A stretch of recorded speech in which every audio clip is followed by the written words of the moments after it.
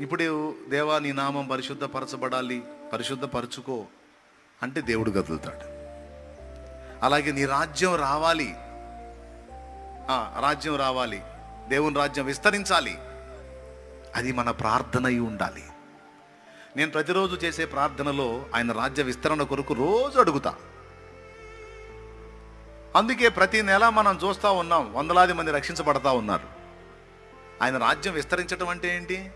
అన్యజనుల్ని దేవుడు దర్శించాలి, వారి మనోనేత్రాలు వెలిగించాలి, వారి జీవితాల్లో కార్యాలు జరిగించాలి, వాళ్ళని రక్షణలోకి నడిపించాలి.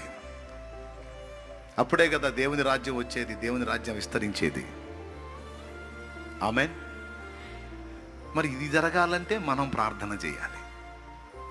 మరి నన్ను దర్శించేదానికి ముందు ఎవరు ప్రార్థన చేశారో, ఏ తల్లి ప్రార్థన చేసిందో, ఏ ప్రార్థన ఆధారం చేసుకొని నన్ను దర్శించాడో, మరి 2002లో